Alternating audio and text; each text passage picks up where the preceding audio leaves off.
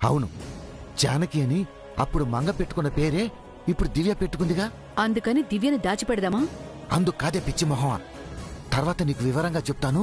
ఇప్పుడైతే వాడిని ఆపాలి. పద పద.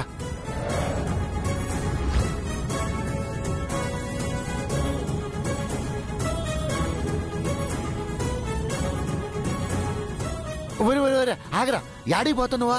పాప కోలుకుంది కదండి. స్వీట్స్ ఫ్రూట్స్ బొమ్మలు ఇచ్చిరామని అభిబాబు పంపించారు. నా బా ఇప్పుడే ఇవ్వ మాకు. ఎందుకు ఇవ్వకూడదు? అయినా మీరేంటి చెప్పా పెట్టకుండా హాస్పిటల్కి వచ్చారు? అవన్నీ నీకు చెప్పాలంట్రా? నువ్వైతే రావచ్చు, మేము రాకూడదా? ఇప్పుడు ఆ డిస్కషన్ ఎందుకులేండి. పాపను టీచర్ గారిని కలిసేది వస్తాను. ఇప్పుడు వద్దురా స్వామి. పాప టీచర్ బోరు బోరు నేడుస్తుంది. అయ్యో, అయితే ఓదార్చొస్తాను. నువ్వు ఆగరా స్వామి. లోపలికి ఎవరు పోకూడదని ఇందాకే నర్సు చెప్పింది.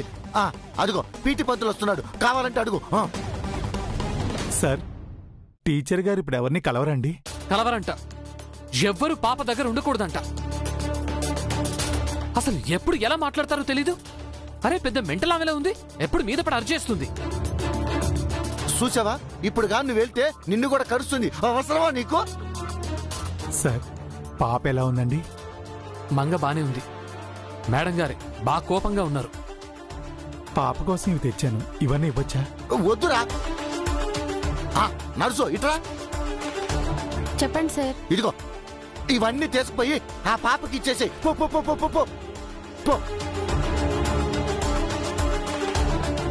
పదరా. మళ్ళీ ఆవిడ బయటకు వచ్చిందంటే నీ మీద అరిచేస్తుందేమో. అవునవును, వెళ్ళిపోండి మీరు. నాలాగా మీరెందుకు మాట్లాడడం? త్వరగా వెళ్ళిపోండి. పదరా, మళ్ళీ ఆవిడ బయటకు వస్తే నిన్ను కూడా కరిచేస్తుంది. పదరా స్వామి.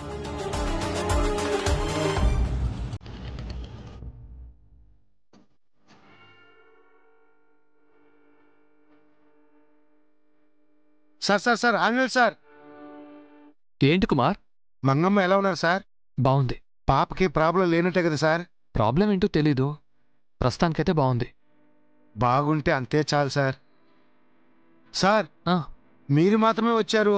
మేడం గారు మంగమ్మ రాలేదేంటి సార్? ఇంకో 2 days హాస్పిటల్లోనే అబ్జర్వేషన్లో ఉండాలట. నేను ఫ్రెష్ అయి వెళ్దామని వచ్చాను.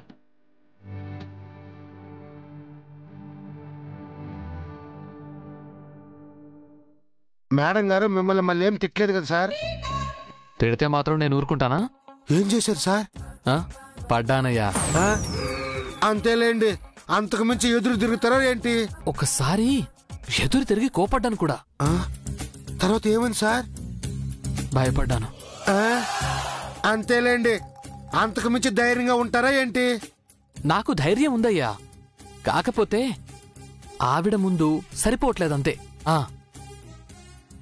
అవును, నేను మేడం లీవ్ పెట్టినట్టు ప్రిన్సిపల్ సార్తో చెప్పావా? భలే వారి సార్. చెప్పకుండా ఎలా ఉంటాను సార్? సార్ ఏమనలేదు కదా? ఏమంటారు సార్, మంగకి ఇలా అయిందని బాధపడ్డారు.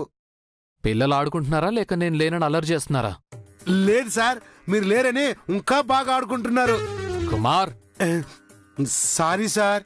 మీరు ఉన్నా లేకపోయినా డిసిప్లిన్ గా ఉండాలని మీరు పిల్లలతో చెప్పారు కదా. అందుకే మీరు లేకపోయినా వాళ్ళు అలరి చేయకుండా చక్కగా ఆడుకుంటున్నారని చెప్తున్నా. పిల్లలు ఎంత బాగా ఆడుకుంటే అంత బాగా చదువుకుంటారు. సార్, మేడం గారిని బుర్కా గురించి ఏమైనా అడిగారా సార్? లేదు కుమార్, కానీ ఆ ముసుగు వెనకేదో రహస్యం ఉందని నాకు అనిపిస్తోందయ్యా. అది తన గతం కావచ్చు, లేదా ఎవరికీ చెప్పకూడని విషయం కావచ్చు. తనకు భర్త లేకపోవడం సరే, బంధువులెవరూ లేకపోవడమే కాస్త చిత్రంగా ఉంది.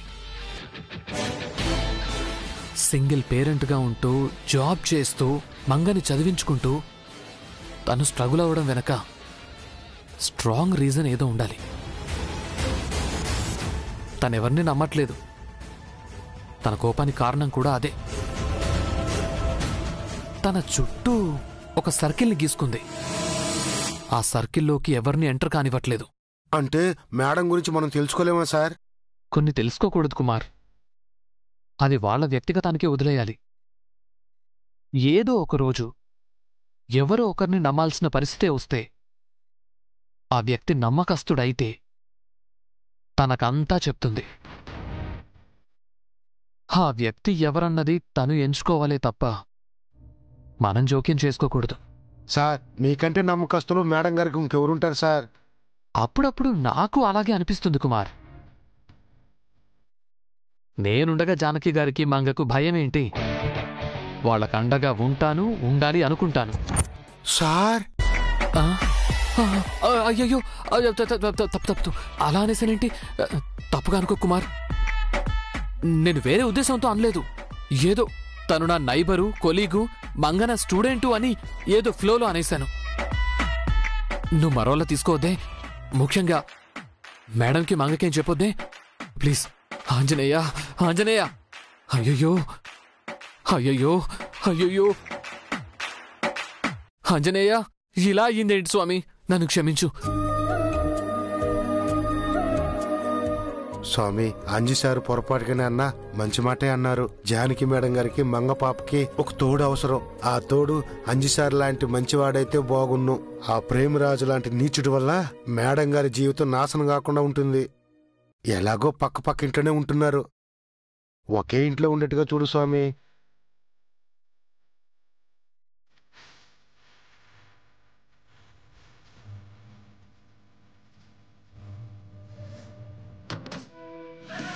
ఏమైంది సార్? స్నానం చేయకుండా వచ్చేశారు? నిన్న బట్టలన్నీ బకెట్లో నానబెట్టానయ్యా. నైట్ ఉతికి ఆరేద్దాం అనుకున్నాను. ఇప్పుడు స్నానం చేసి వేసుకోవడానికి ఉతికిన బట్టలే లేవు. బ్యాచులర్ కష్టాలన్నమాట. ఆ బట్టలు ఉతికేసి కాళ్ళు ముఖం కడుక్కొని అవే బట్టలతో హాస్పిటల్కి వెళ్ళండి సార్. కుమార్, పోని పెళ్లి చేసుకుంటే ఈ బాధలు ఉండవు కదా సార్. చక్కగా మీ మిస్సెస్ మీ బట్టలు ఉతికేసి పెడతారు. ఆంజనేయ, సార్ సార్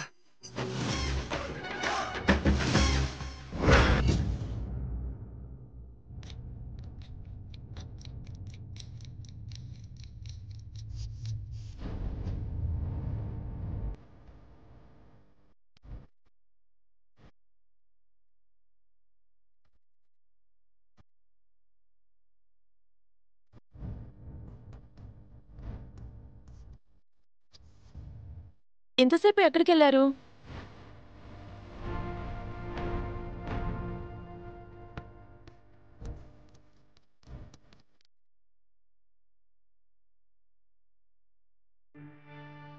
అడుగుతుంటే చెప్పకుండా వెళ్ళిపోతారే?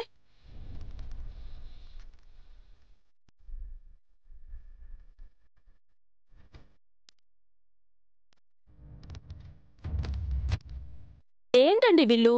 అవసరం లేకపోయినా కల్పించుకుని మాట్లాడేవాళ్ళు ఇప్పుడు అడిగినా మాట్లాడకుండా వెళ్ళిపోతున్నారు. ఏమైంది వీళ్ళకి? వాళ్ళంతే, వదిలే. అంతే అంటే? నా చిన్నప్పటి నుంచి వాళ్ళని చూస్తున్నాను. సడన్గా వాళ్ళకు సీక్రెట్ తెలుస్తుంది. అది ఎవరికీ చెప్పరు. ఎవరికీ తెలియకుండా జాగ్రత్త పడతారు. ఎవరు ఎంత అడిగినా చెప్పరు. వాళ్ళు దాస్తున్న విషయం మనకు తెలుస్తున్నా సరే చెప్పరు. విచిత్రంగా ఉన్నారే. ఇంతకు ముందేమైనా దాచిపెట్టారా? మా అమ్మను దాచిపెట్టారు. ఎలా? గతం మర్చిపోయిన మా అమ్మ చిన్నపిల్లలమైన నన్ను దివ్యను తీసుకుని ఈ హైదరాబాద్ వచ్చింది. చారికేసి వాళ్ళ ఇంట్లో ఉండేవాళ్ళం. చారి అంకుల్ అమ్మని చూడలేదు. మీనాక్షి ఆంటీ చూసినా తనే మా అమ్మని ఆంటీకి తెలీదు. ఒకరోజు వీళ్ళ అమ్మని చూశారు, కానీ ఆ విషయం ఎవరితో చెప్పలేదు. చాలా రోజులు అమ్మ విషయం ఎవరికీ తెలియకుండా జాగ్రత్త పడ్డారు. చివరికి ఎలాగో అందరికీ తెలిసిపోయింది. మరి మీ అమ్మ వాళ్ళేం అనలేదా? ఏవైనా అనుంటే అమ్మ అందరిలాంటి మనిషి అవుతుంది, కానీ అలివేలు మంగ తయారు ఎందుకవుతుంది? అమ్మలో ఉన్న మంచి గుణం ఏంటంటే తనకు హాని చేసిన వాళ్ళని కూడా క్షమిస్తుంది. చెడ్డ వాళ్ళని మంచి వాళ్ళుగా మార్చాలనుకుంటుంది తప్ప మనుషుల్ని దూరం చేసుకోవాలనుకోదు. అందుకే వీళ్ళు ఇంకా ఇంట్లో ఉండగలుగుతున్నారు. కనీసం మీరైనా వాళ్ళని మందలించొచ్చు కదా. వాళ్ళని ఎవరూ ఏమీ అనకూడదన్నది అమ్మ కోరిక. పైగా పెద్దవాళ్ళు అయిపోయారు, ఇంకేమంటావు? ఇంకెప్పుడు మారతారండి వీళ్ళు? మారకపోయినా నష్టమేముంది? వీళ్ళిప్పుడేం దాస్తున్నారో తెలియాలి కదా. ఏం దాచినా ఎన్నో రోజులు దాయలేరు. ఎప్పుడో ఒకప్పుడు అందరికీ తెలిసిపోతుంది. ఆలోపు ఏదైనా నష్టం జరిగితే? ఏం జరగాలో అదే జరుగుతుంది. వాళ్ళనేమి ఇబ్బంది పెట్టకు, వదిలే.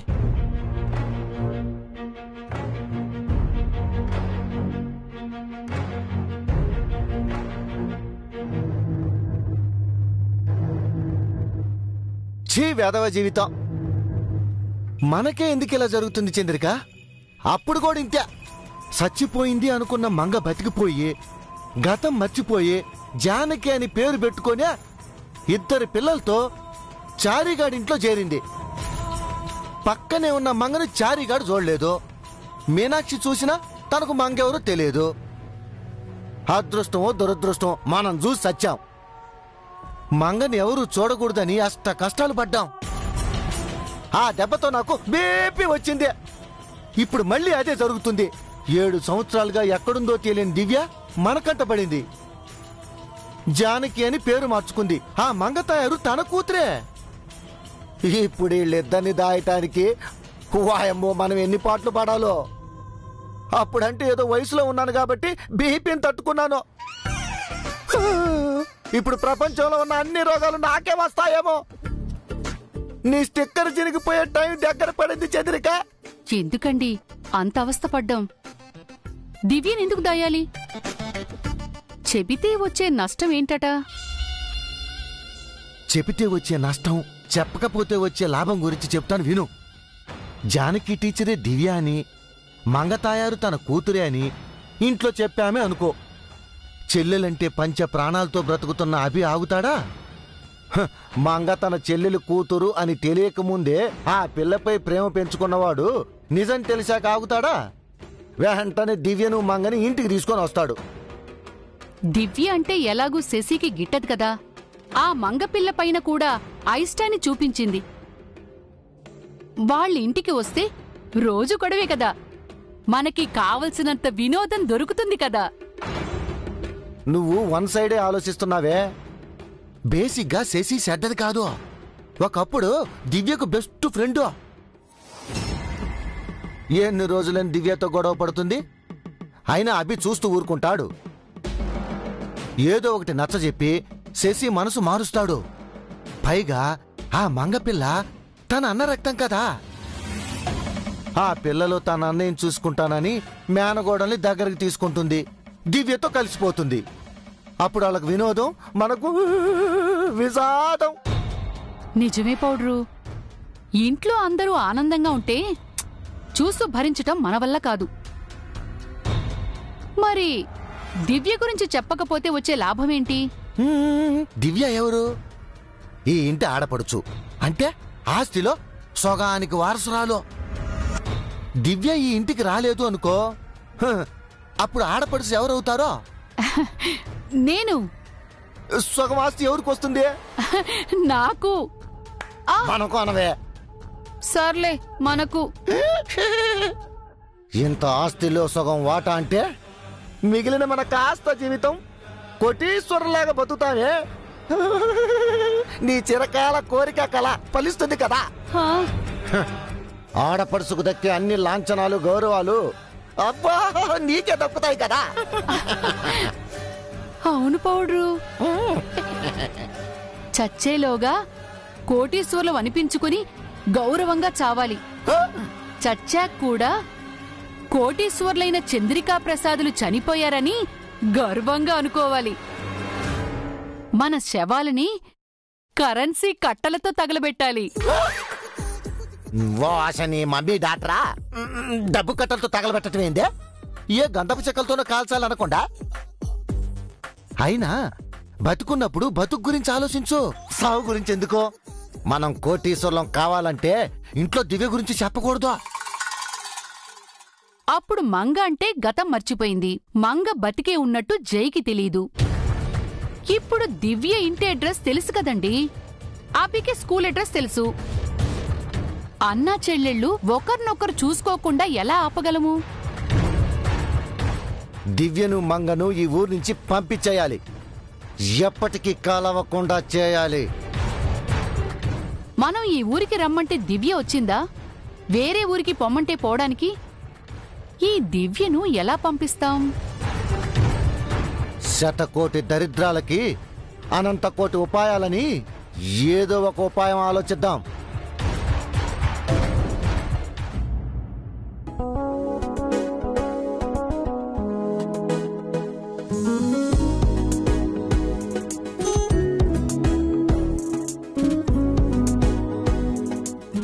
మంగా వెళ్దామా? వెళ్దాం మమ్మీ. ఏమండి, అన్నీ సర్దుకున్నారు కదా? ఏమీ మర్చిపోలేదు కదా? బిల్ పే చేశాను. బయలుదేరదామా? రా బంగారం. ఆగండి, మీరెందుకు బిల్ పే చేశారు? పర్వాలేదండి. ఎందుకు బిల్ పే చేశారు? చేస్తే ఏమైందండి? ఎందుకు మీరు బిల్ పే చేశారు? బిల్ కౌంటర్ వైపు వెళ్ళాను, పే చేశాను.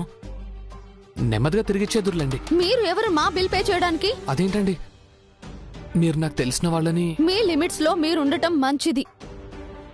ఎందుకండి పచ్చిమిరపకాయ కొరికినట్టు మండిపడతారు? అప్పుడప్పుడు మీ మైండ్కి ఏమవుతుంది? Mind your language. అదేంటండి, మీరెందుకు ఇలా బిహేవ్ చేస్తున్నారు? It's none of your business. అది కాదండి, మీరు నేను కొలీగ్స్, నైబర్సు. రామంగా,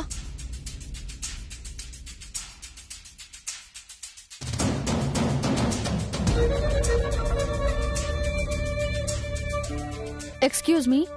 చెప్పండి మేడం. మేము డిశ్చార్జ్ అవుతున్నాం. బిల్ ఇవ్వండి. ఇందాకే ఈ సార్ పే చేశారు మేడం. బిల్ ఇవ్వండి. మేడం, మా బిల్ ఇవ్వండి, నేను పే చేస్తాను.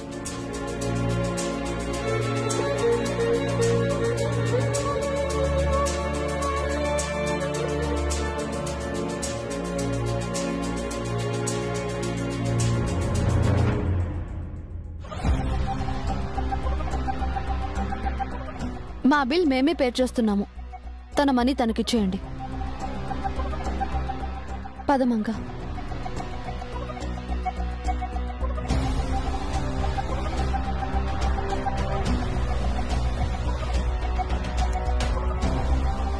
నిజంగా తనకేదో మెంటల్ ప్రాబ్లం ఉంది. తన మూడ్ ఎప్పుడు ఎలా ఉంటుందో అర్థమే కావట్లేదు. ఒకసారి నవ్వుతూ మాట్లాడుతుంది, ఒక్కోసారి నిప్పు కణికలా విరుచుకు పడుతుంది. అందుకేనేమో ఆడవాళ్ళు అర్థం కారు అని మన పెద్దవాళ్ళు చెప్పారు. సార్, మీ మనీ. సార్, ఆ మేడం గారికి ఏమైంది?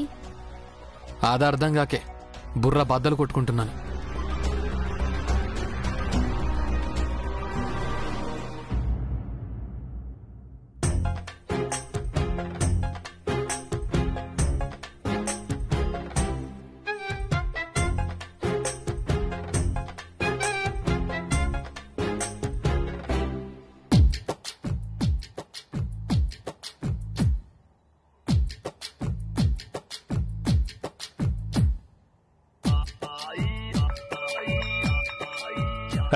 బెల్ కొట్టేశారు. ఓకే చిల్డ్రన్, నేను చెప్పినవి ఈ ఎడిషన్స్ అవన్నీ కంప్లీట్ చేయండి. See you tomorrow. నా జాను ఇంటికి వచ్చేసిందట, త్వరగా వెళ్ళి చూడాలి. మంగ ఇంటికి వచ్చిందంటే వెళ్ళి చూసొద్దామా?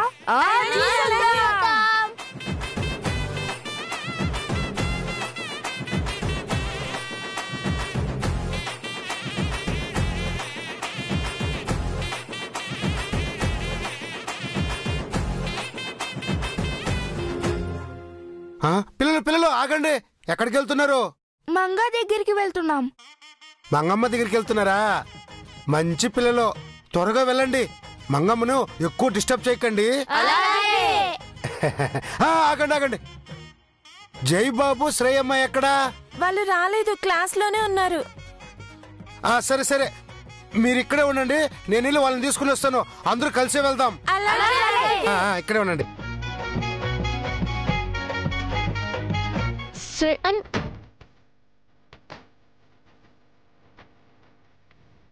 మంగని చూడ్డానికి వెళ్దామంటే శ్రేయ మమ్మీకి చెప్పేస్తుందేమో. మంగని చూసొద్దామంటే అన్నయ్య కోప్పడతాడేమో. శ్రేయకి ఏదో ఒకటి చెప్పి మంగ దగ్గరికి వెళ్ళాలి. అన్నయ్యకి అబద్ధం చెప్పి మంగని చూసి రావాలి. అన్నయ్య. శ్రేయ, ఏంటి చెప్పు. నువ్వు చెప్పు. నువ్వే చెప్పు. అది 10 days లో నీకు టెస్ట్ ఉంది కదా? అవును, ప్రిపేర్ అవుతున్నాను కదా. నువ్వు ఎగ్జామ్ ఎంత బాగా రాసినా ఆ మిస్ నిన్ను ఫెయిల్ చేసి ఫస్ట్ క్లాస్ కి పంపిస్తే? అలా ఎందుకు చేస్తుంది? అందరూ మంగని చూడ్డానికి వెళ్లారు కదా, మనం వెళ్ళలేదు. మిస్సుకి కోపం వచ్చి నిన్ను ఫెయిల్ చేసి నాకు పనిష్మెంట్ ఇస్తే? అవును, నాకు అదే డౌట్ గా ఉంది. ఏం చేద్దాం? వెళ్ళి మంగని చూసొద్దామా? చూడాలంటావా? మరి నువ్వు పాస్ అవ్వాలి కదా. అయితే ఈ విషయం మమ్మీకి తెలియకూడదు. నేను చెప్పను, నువ్వు చెప్పకు. అందరూ మంగమ్మ చూడడానికి వెళ్తుంటే మీరెందుకు రావట్లేదు? ఇందాక మంగమ్మ గురించి ఇద్దరు తెగ అడిగారు. ఇప్పుడెందుకు ఇద్దరు ఇక్కడే ఉన్నారు? వెళ్ళి మంగని చూద్దాం రండి.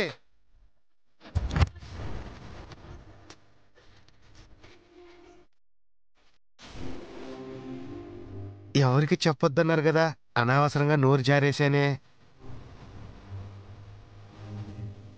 జయబాబు, శ్రేయమ్మ, మీరు మంచి పిల్లలు.